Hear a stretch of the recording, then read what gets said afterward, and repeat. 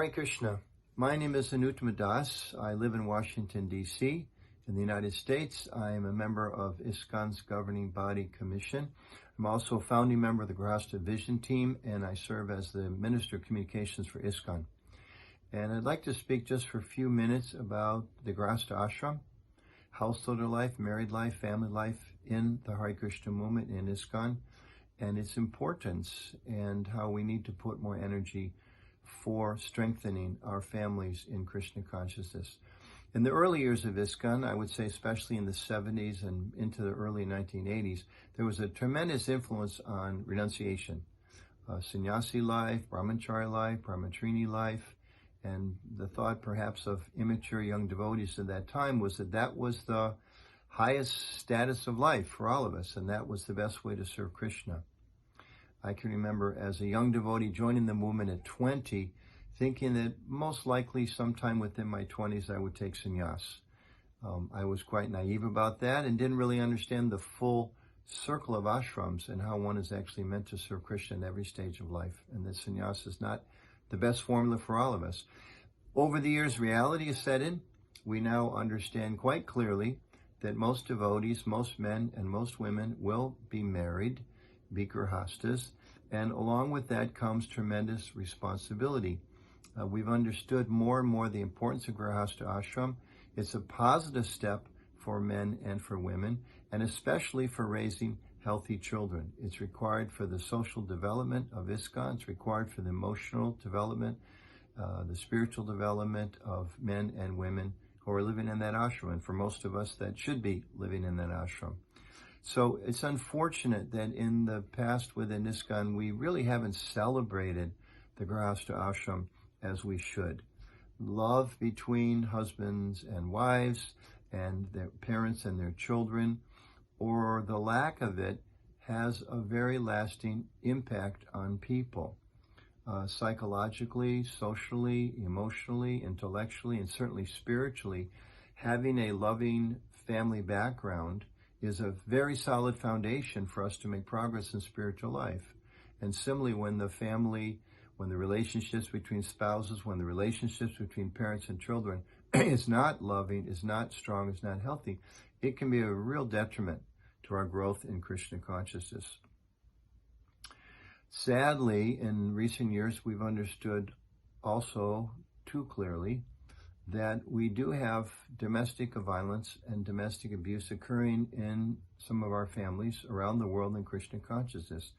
And it's important that we are very strong in this and understand this is a gross violation of the principles of Krishna consciousness. And it's totally unacceptable that this goes on in ISKCON. We all need to speak out against it. We need to be on our guard against it. We need to educate devotees, educate our leaders, educate our family members and future husbands and wives. So this is totally against our principles. When we think of the Bhagavad Gita, Lord Krishna again and again speaks about the need for devotees to be kind to others. And if we are so, he says this is very pleasing to him. He repeats that point multiple times in the Bhagavad Gita.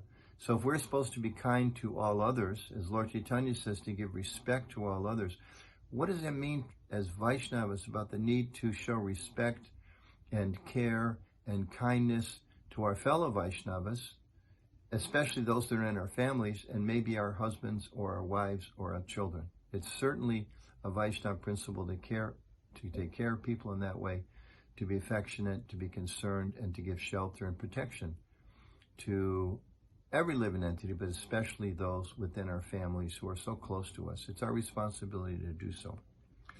Overall, I just like to end with my commending the work of the women's ministry, the work of the Grihastha vision team, and many other agencies within ISKCON in promoting the need for strong families and helping us understand how strong families are essential for a strong ISKCON.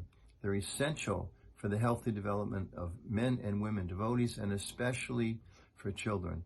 There are so many studies that have come forward in the last 3 years proving that where there is a healthy family background, the children growing up in that environment feel more loved, they feel more confident, they are easier to have a sense of faith in some higher purpose and higher power that's there to protect them. All these things are very, very beneficial for one's spiritual growth.